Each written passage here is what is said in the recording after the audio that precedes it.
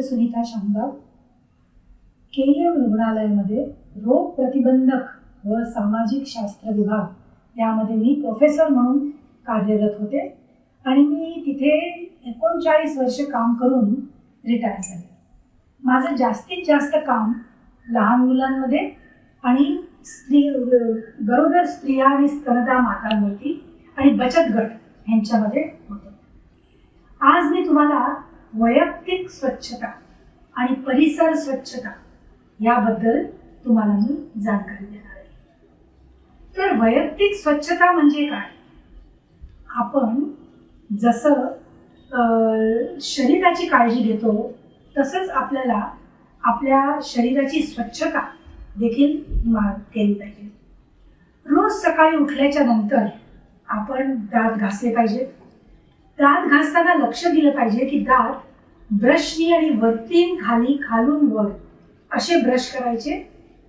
त्यानंतर असे सरळ ब्रश करायचे. ब्रशचे दात जे असतात ते वेडेवाकडे झाले नाही पाहिजे. जर झाले तर ब्रश बदली करायचा. ब्रशवरती टूथपेस्ट लावूनच ब्रश करायचं. जेवल्याच्या नंतर देखील आपण दात स्वच्छ करायचे, कारण दाताच्या भेगांमध्ये अन्न जमा झालेलं असतं आणि हे अन्न कीटकांना एक आमंत्रण देतं. पण तसे दात आपले काळे होतात किंवा कीड लागते दातांना. दातांना कीड लागली की तुम्हाला माहितीच आहे की कसं दुखतं. दाताचं दुखणं म्हणजे अगदी डोक्यामध्ये जातं एकदम. तर ते दुखू नये म्हणून आपल्याला दाताची स्वच्छता फार महत्वाची आहे. इतकंच नव्हे तर रोज आंघोळ केली पाहिजे. आंघोळ कावळा पण करतो, नुसतं पाण्यामध्ये बुचूक बुचूक बुचूक बुचूक करतो, पण तशी आंघोळ नाही. साबण लावून स्वच्छ करून प्रत्येक काखेमध्ये, आपल्या जांघेमध्ये, प्रत्येक शरीराच्या अवयवाला आपण साबणाने स्वच्छ घासायचं, पाणी लावायचं आणि स्वच्छ धुवून काढायचं. कोमट, जास्त गरम पण नाही, जास्त थंड पण नाही, कोमट पाण्याने धुतलं तर आपल्या जे शरीरावरती तेल जमा झालेलं असतं ते पण निघून जातं. स्वच्छ टॉवेलने अंग पुसायचं आणि नवीन धुतलेले कपडे घालायचे. रोज कपडे धुवून उन्हामध्ये सुकवायचे, म्हणजे त्यामध्ये जर कीड वगैरे काही असेल तर ती पण सूर्याच्या ऊर्जेमुळे ती मरून जाते. प्रेस केलेलेच कपडे पाहिजे तसं नाही, उन्हात सुकवलेले कपडे देखील चालतात, पण स्वच्छ धुतलेले कपडे पाहिजे, साबणाने धुतलेले कपडे पाहिजे. इतकंच नव्हे तर जेवणाच्या अगोदर आपण हात स्वच्छ धुतले पाहिजेत साबणाने. राखेने नाही हात धुवायचे. राख म्हणजे काय, मातीच असते. तर आपण स्वच्छ साबणाने हात धुवायचे. जेवण झाल्याच्या नंतर पण हात स्वच्छ धुवायचे, चूळ भरायची आणि शौचाला गेल्याच्या नंतर, लघवीला गेल्याच्या नंतर हात स्वच्छ धुवायचे आणि ते देखील साबणाने. ह्याच्याने काय होतं की हातामध्ये आपली जी नखं वाढलेली असतात त्यामध्ये जे कीटक जमा होतात ते देखील मरण पावतात आणि मग आपण हातानेच जेवतो तर ते जे कीटक आपल्या पोटामध्ये जाऊन आपल्याला इजा करतील ते होणार नाही. इतकंच नव्हे तर आपल्याला केस धुणं, आपण आठवड्यातून 2दा तरी केस धुवावे, साबणाने कोमट पाण्याने धुवावे. कारण आपल्या केसांना जर आपण धुतलं नाही आणि विंचरलं नाही तर जिथे आपण विंचरत नाही तिथे छोट्या बारीक उवा होतात आणि उवा काय करतात, आपली त्वचा चावतात आणि रक्त चोखतात, म्हणजे आपल्याला खूप खाज येते आणि रक्त देखील कमी होतं आपल्याला. तर आपण स्वच्छ करून केस आठवड्यातून 2दा धुवायचे, साबणाने धुवायचे, त्यांना सुकवायचे आणि त्यानंतर वेणी घालून आपण स्वच्छ राहायचं. इतकंच नव्हे तर आपले कपडे छानपणे रोज धुवायचे गरम पाण्याने आणि त्यांना उन्हामध्ये सुकवायचे. पाळी आल्यावरती कपडा वापरायचा नाही. आपण डिस्पोजेबल सॅनिटरी पॅड्स किंवा रियुजेबल, म्हणजे ज्याला आपण परत परत वापरू शकतो, त्याच्याबद्दल मी तुम्हाला पुढे कळवणार आहे, तर ते देखील आपण वापरू शकतो. नख कधी कापायची? आठवड्यातून एकदा रविवारचा दिवस ठरवायचा आणि नखं नेल कटरनेच कापायची, कैचीने कापायची नाही. कैचीने कापलं तर इजा होऊ शकते, कुठे लागू शकतं, रक्त येऊ शकतं. हाताचे पायाची नखं स्वच्छ करून छोटासा जुना जो ब्रश असतो त्याच्याने घासायची, धुवायची आणि छानपणे नेल कटरने कापायची. हे झालं आपलं वैयक्तिक स्वच्छता. मग येते परिसर स्वच्छता. आपला जो परिसर असतो त्या परिसर परिसर म्हणजे काय? आपल्या आजूबाजूला असणारे सगळे जे काही घटक असतात ते. हे असतं वारं, वायू, आवाज, पाणी, सांडपाणी, कचरा जमा झालेला, मच्छर, मग जी माशी येते घरी, झुरळं, या सगळ्या गोष्टी आपल्याला आपला परिसर असतो. तर हे वायू, हे जे आपलं प्रदूषण जे होतं ते आपल्याला दोन प्रकारे असतं. एक तर घराच्या आतमधलं प्रदूषण वाऱ्याचं आणि घराच्या बाहेरचं. स्वयंपाक करताना जर आपण लाकूड स्वयंपाक करण्यासाठी वापरलं तर त्याचा धूर होतो. इतकंच नव्हे तर कोळसा देखील वापरला तरी त्याचा धूर होतो. आणि त्या छोट्याशा स्वयंपाकघरामध्ये हा धूर झाला तर जी स्वयंपाक करणारी बाई असते तिला डोळ्याला चुरचुरायला लागतं, डोळ्यातून पाणी येतं, डोळे लाल होतात आणि मग ती डोळ्याला अशी खाजवते. इतकंच नव्हे तर जर ज्यांना श्वसन मार्गाचे आजार आहेत, जसं की दमा किंवा काही सर्दी खोकला असेल तर त्यांचा हा आजार वाढतो, कारण आपण दूषित वारं आतमध्ये घेतो आहोत स्वच्छ वाऱ्याच्या जागी. घराच्या बाहेरचं जे वारं असतं, हवा असते, त्याच्यामध्ये भरपूर वेळेला शेतकरी आपलं भात शेती किंवा शेती लावायच्या अगोदर त्याला जाळतात, शेतीला जाळतात की किटाणू वगैरे सगळे मरून गेले पाहिजेत. पण हा जो धूर असतो तो थंडीच्या टाइमला असा खालती बसतो आणि मग वाऱ्याला दूषित करतो. इतकंच नव्हे, कचऱ्याचा ढिगार ज्याच्यामध्ये प्लास्टिक्स, आणखीन भरपूर सारे असे जे नको असलेल्या गोष्टी असतात, थर्मोकॉल म्हणा, ह्यांना जर आग लागली तर ह्याच्याने देखील खूप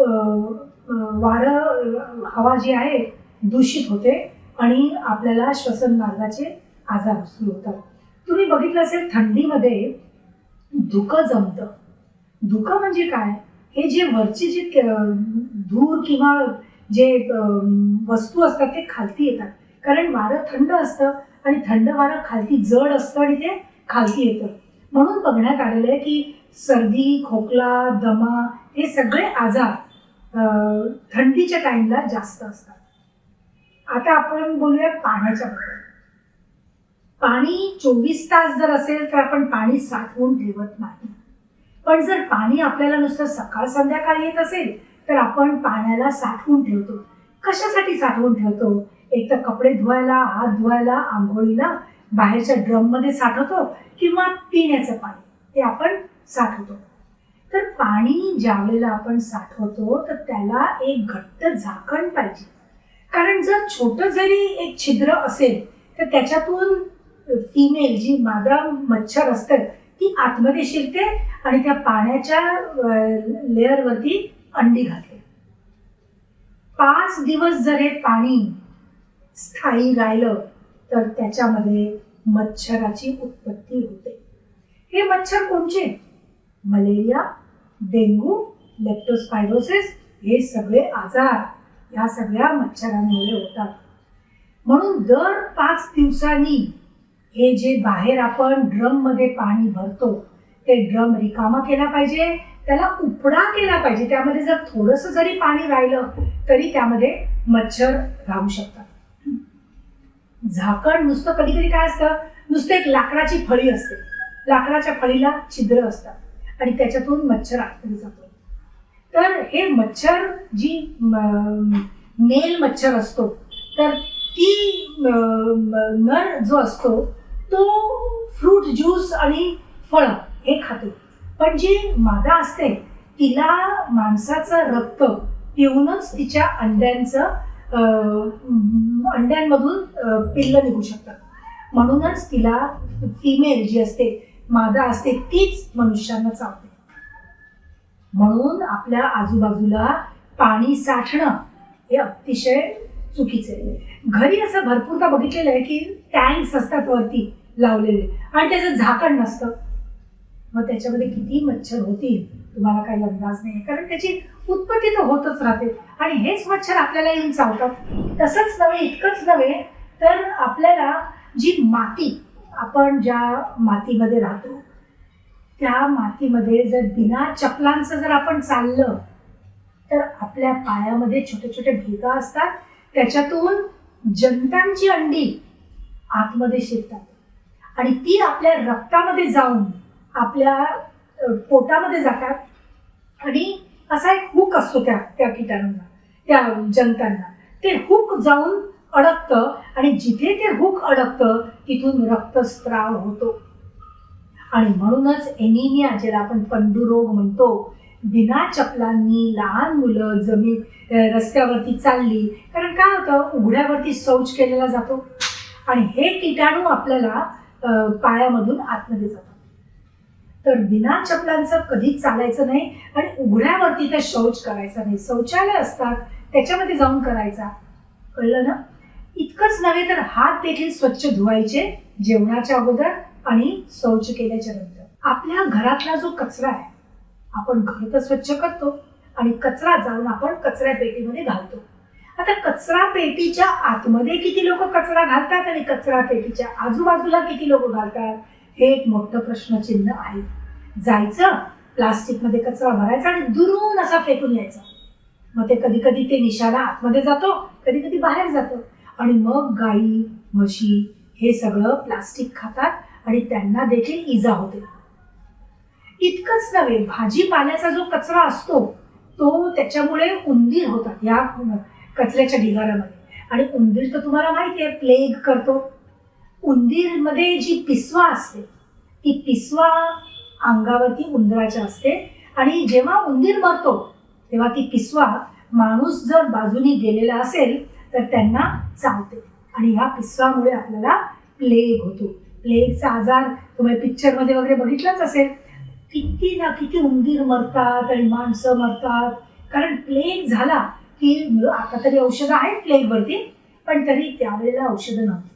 तर प्लेग हा आजार साथीचा आजार असतो आणि हे उंदरांमुळे होतो. इतकंच नव्हे तर आपल्या आजूबाजूला जे सांडपाणी असतं, आंघोळ केल्याच्या नंतरचं जे पाणी असतं किंवा आपल्या इथे आजूबाजूला मोरीतलं पाणी असतं किंवा स्वयंपाकघरातलं पाणी असतं, ते असंच आपण घराच्या बाहेर त्याला सोडून देतो आणि तिथे चिखल होतो आणि चिखलांमध्ये देखील मच्छर होतात. आता हे पाण्याचं काय करायचं? पाण्याला जाताना भाजी लावायची आणि भाजीच्या मळ्यामध्ये पाणी सोडायचं किंवा शोष खड्डे बनवायचे. एक असा खड्डा बनवायचा, त्याच्यामध्ये दगडं घालायची, त्याच्यामध्ये वरतून ताडपत्री घालायची आणि हा पाईप जो असतो तो आतमध्ये सोडायचा. त्याला म्हणतात शोष खड्डे. ह्याच्याने केल्यावरती आपल्याला मच्छर, किती साऱ्या गावांमध्ये हे शोष खड्डे बनल्यामुळे ज्यावेळेला आम्ही त्यांना विचारायला गेलो की तुम्हाला शोष खड्ड्यांमुळे काय फायदा झाला, तर त्या म्हाताऱ्या बायका म्हणाल्या, बघा गेल्या वर्षी तर किती तापानी होते, या वर्षी कोणालाच ताप नाही आला, कारण हे मलेरियाचा जे मच्छर असतो तो ह्या सगळ्या शोष खड्ड्यांमध्ये असतो आणि मलेरिया झाला तर मलेरिया लाल रक्तपेशींमध्ये होतो, म्हणजे त्याच्यामुळे लाल रक्तपेशी तुटतात, लिव्हरच्या रक्तपेशी तुटतात आणि मग आपल्याला मलेरिया होतो आणि मग तो अशक्तपणा भरपूर असतो मलेरिया. इतकंच नव्हे तर आपल्याला आवाज जो असतो, आजकाल तुम्ही बघितलं असेल भरपूर जण मोबाईलमध्ये जाऊन ते इयरबड्स कानाला लावून गाणी ऐकतात. 5-5, 6-6 तास हे लोक गाणी ऐकतात. कानाला त्याच्यामुळे खूप इजा होते. 1 तासाच्या वर दिवसभरामध्ये 1 तासाच्या वर ते इयर प्लग्स लावायचे नाहीत. किती जरी तुम्ही छोटा आवाज ठेवला तरी त्याचा कानावरती परिणाम होतो आणि आवाज झाल्याच्या नंतर ब्लड प्रेशर वाढतं, रक्तस्राव जास्त होतो आणि असं सगळं बघून आपल्याला हे सगळ्या गोष्टी कमी केल्या.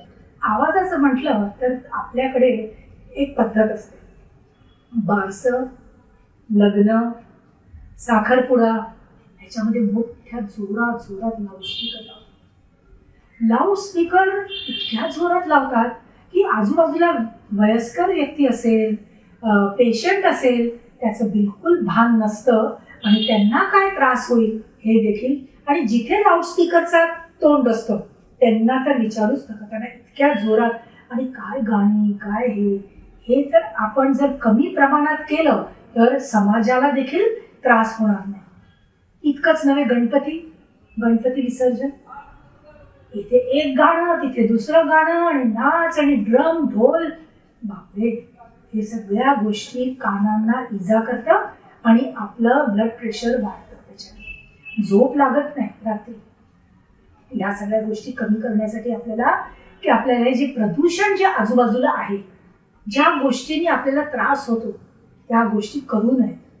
तर आता मी वैयक्तिक स्वच्छता, परिसर स्वच्छता याबद्दल आता बोलली आहे.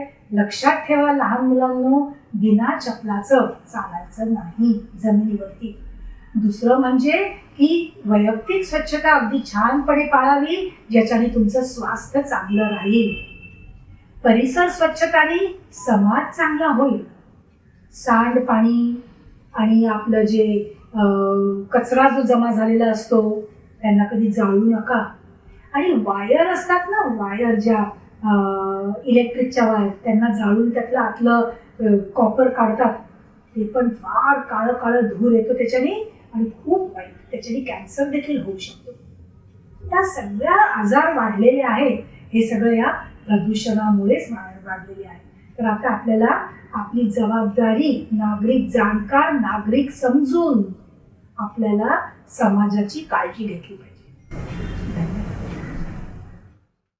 जिंदगी को तेरे सेकंड चांस, युवा परिवर्तन आया है.